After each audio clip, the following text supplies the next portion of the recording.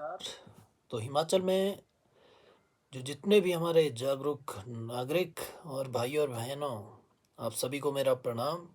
इस महीने 26, 28 और जो 30 मई को 2026 हिमाचल प्रदेश में बहुत बड़ा उत्सव होने जा रहा है। पंचायती राज चुनाव का बिगुल बज चुका है और हमारे गांव में जो सरकार चुनने का वक्त है वो आ चुका है। अब ये बात आपसे साझा करनी इसलिए भी ज़रूरी थी क्योंकि हर बार चुनाव आते हैं और लोग बड़ी-बड़ी उम्मीदें देकर पोलिंग बूथ तक ले जाते हैं, लेकिन इलेक्शन के बाद ये सब हमें धुंधला-सा देखने को मिलता है। कुछ लोग अपना आर्थिक जो है वो स्वरूप चेंज करने के लिए या आर्थिक स्थिति मजबूत करने के लिए और चंद निजी फ़ायदा उठाने के लिए जो है वो राजनीति में आते हैं।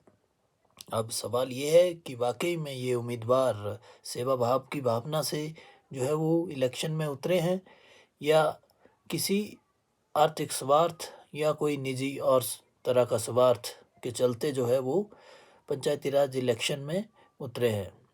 अब ये सत्ता का खेल सिर्फ 5 साल तक ही नहीं है, ये हम सब के और आने वाली पीढ़ी के भविष्य को तय करता है कि आने वाले समय में हमारे समाज और हमारे गांव, घर, कस्बे की रूपरेखा किस तरह की होगी। और आज का वीडियो 5 से 10 मिनट का रहने वाला है। आप अपना बहुत ही कीमती वक्त देकर ज़रूर इसे देखें कि किस तरह से हमें किस कैंडिडेट को चुनना है और किस तरह की वोट की प्रक्रिया जो है वो रहती है और गाँव में किस तरह के जो बहकावे के जो र्यूमर्स हैं वो फैलाए जाते हैं और लोगों को किस तरह से जो है वो जो ऐसी गतिविधियों में जो है वो इंडल्ज किया जाता है जो एक्चुअल में नहीं होनी चाहिए। सबसे पहली बात हमें समझनी बहुत ही ज़रूरी हो जाती है कि जो हमारा पंचायती राज सिस्टम है इसे कब लागू किया गया और कॉन्स्टिट्यूशन में जो है वो 1992 के जो 73rd अमेंडमेंट थी उसमें इसको लाया गया था। और हमें ये बात समझनी बहुत ज़रूरी है कि जो पंचायती राज के इलेक्शन हैं वो आम चुनाव, चाहे वो राष्ट्रीय स्तर के हों चाहे स्टेट लेवल के हों, उससे अलग क्यों हैं। अब इसको समझेंगे कि ये अलग इसलिए हैं क्योंकि जो हमारे लोकल लेवल के जो मुद्दे होते हैं, चाहे वो गांव से संबंधित हो, स्कूल से, डिस्पेंसरी से, चाहे वो किसी के खेतों का कंस्ट्रक्शन वर्क से संबंधित हो या कहीं डिज़ास्टर एक्टिविटीज़ हो जाती हैं, तो वहाँ पे जो इनिशियल जो मोमेंट देखने को मिलती है और जो इन्वेस्टिगेशन वहाँ पे देखने को मिलेगी वो पंचायत के जो जितने भी प्रतिनिधि हैं चुने हुए आपके, चाहे वो प्रधान है चाहे वो पंच हैं, तो उनके द्वारा जो है वो रिव्यू किया जाता है सबसे पहले। तो इसलिए जो है वो पंचायती राज एक्ट के तहत जो है वो 3 टायर सिस्टम जो है वो लाया गया था और पंचायती राज को जो है वो इन सब चुनावों से जो सेंटर लेवल के जो किसी भी पार्टी से संबंधित हों उनसे अलग रखा गया है।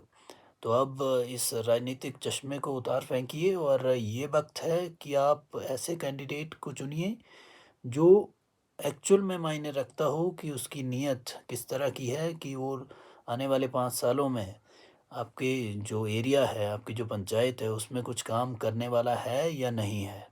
हमारे यहाँ सबसे बड़ी गड़बड़ कहाँ होती है? जैसे ही चुनाव आते हैं तो हमारे यहाँ रिश्तेदारियाँ जाग उठती हैं। अरे वो तो मेरा मामा है, वो मेरा भाई है, वो मेरी कम्युनिटी से संबंधित है, वो मेरी जाति का है। ये सब चीज़ें जो हैं वो लोगों को बहुत ही गुमराह करती हैं। दोस्तों, आप लोगों से हाथ जोड़ के विनती है कि इस बार के जब इलेक्शन होंगे तो आप इस चाहे वो जाति, धर्म और कम्युनिटी विशेष से संबंधित जो चश्मे हैं इनको घर में उतार कर रख के आइएगा। क्योंकि जब गांव में सड़कें खराब होंगी और जब पानी की किल्लत होगी और जब सरकारी योजनाओं का पैसा किसी घोटाले की भेंट चढ़ेगा, तब आपकी ये रिश्तेदारियां काम नहीं आएंगी। तब किसी जाति, धर्म विशेष व्यक्ति के हिस्से से पैसा लाकर आप लोगों को नहीं दिया जाएगा। उम्मीदवार चाहे आपका सगा भाई हो, चाहे वो सगा रिश्तेदार हो, अगर योग्यता नहीं रखता है तो आप उसको मत चुनिएगा, क्योंकि ये आपके गांव के भविष्य के साथ खिलवाड़ जैसा होगा। हमें अपना आदमी नहीं चाहिए, हमें कोई अपना रिश्तेदार नहीं चाहिए, हमें वो चाहिए जो ईमानदार व्यक्ति जो है वो आने वाले 5 सालों में काम करके दिखाए। अब बात करते हैं एक और गंभीर जो है वो कानूनी बात पे, कि गांव में बहुत सी बार देखने को मिलता है कि लोग किसी गलत आदमी को इसलिए भी वोट दे बैठते हैं क्योंकि उनको अपने राइट्स का पता नहीं होता है। लोग कुछ एक जो रसूखदार व्यक्ति जो गांव में दबंग उम्मीदवारी से जो है वो किसी को डरा धमका के जो है वो वोट लेने की कोशिश करते हैं। और इस केस में क्या होता है कि जो गांव में शरीफ और ईमानदार व्यक्ति हैं, जिनको इतना जो है वो पंचायती राज में किस तरह से चुनाव होते हैं और किस तरह का जो है वो अगर कोई लीकेजेस होती है तो उनको इस सब चीज़ों का पता नहीं होता है। तो वो लोग उनको डराते हैं कि अगर आपने हमें वोट नहीं दिया तो हम इसका पता लगा लेंगे और आपको जो है वो बाद में डराएंगे धमकाएंगे या बहुत कुछ, कि आपसे वो सब चीज़ें करेंगे जो अन्यथा नहीं करनी चाहिए उनको। ठीक है, तो ये बात आप कान खोल कर सुन लीजिएगा कि जो हमारा मतदान है वो एक गुप्त मतदान होता है। कोई भी दुनिया में कोई भी ताकत जो है वो इस चीज़ का पता नहीं लगा सकती कि आपने जो चुनाव है वो किसको दिया है। जो अपना वोट है, जो चुनाव में आपने अपना वोट किसे दिया है, ये कोई पता नहीं लगा सकता है। और अगर बात करें कि लोग कहते हैं कि हम पता लगवा लेते हैं या कहीं से भी पता कर लेते हैं, तो आपके पास राइट है कि आप जो है इलेक्शन कमीशन के अंडर अपनी कंप्लेंट फाइल कर सकते हैं और उस उम्मीदवार के खिलाफ जो आपको ये सब कह रहा है कि आपकी गोपनीयता पे अगर उसको कोई सवाल है तो आप उसके खिलाफ केस दर्ज करवा सकते हैं। और इस बार बिना किसी दबाव के और बिना किसी डरे आप वोट दीजिए। आपका वोट बिल्कुल गुप्त रहता है और अगर इस तरह की कोई गतिविधि देखने को मिलती है और अगर कोई कहता है तो आप जो है वो उसकी इलेक्शन कमीशन में कंप्लेंट करवा सकते हैं। और अब बात आते हैं कि हमें चुनना किसको है। अब आप देखेंगे तो हर 5 साल में नए चेहरे आते हैं, नई उम्मीदें जागती हैं और लोग चुनाव लड़ते हैं ताकि खुद को आर्थिक रूप से मजबूत किया जा सके।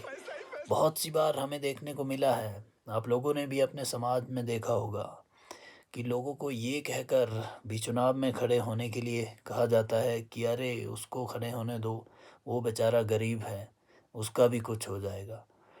तो ये जो नीयत है वो वहीं से शुरू हो जाती है। वो लोग क्या काम करेंगे जिन्होंने पहले से ही मन बना लिया है कि मैं अपनी आर्थिक स्थिति को मजबूत करने के लिए यहाँ 5 साल लगाऊंगा।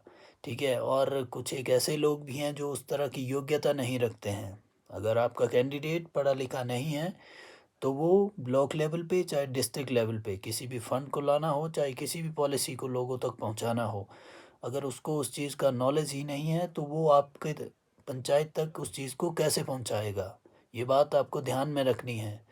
किसी भी अगर ऐसे ही व्यक्ति को आप चुनकर भेज देते हैं जो कि योग्यता नहीं रखता है उस तरह की और उस तरह की स्कीम्स को नहीं समझ सकता है, उसको पढ़ने नहीं आता है, तो वो उसका जो विज़न है वो आपके पंचायत के लिए 5 साल में क्या करके देगा, ये आप खुद ही सोच के चलिए। जिस व्यक्ति को पढ़ने और लिखने का ज्ञान नहीं होगा वो क्या आपकी पंचायत को चांद पे ऊपर लेके जाएगा? नहीं। अगर ये सब आप देखेंगे और एक जो है वो निष्पक्ष जो अपना जिसको बोलते हैं कि जो निष्पक्षता के साथ अगर अपने व्यक्तियों को चुनेंगे तो आने वाले 5 सालों में आप देखेंगे कि बहुत से बदलाव जो है वो पंचायती राज में आपको अपनी पंचायत में देखने को मिलेंगे। और इसी उम्मीद के साथ कि आप जब भी चुनाव के दिन अपना मतदान देने जाएं तो इन सब चीज़ों को मद्देनज़र रखें।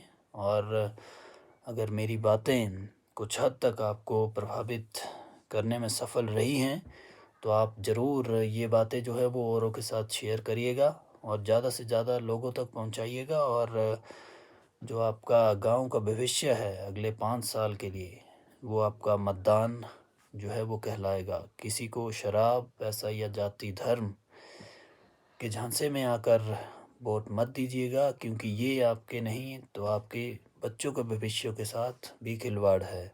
धन्यवाद।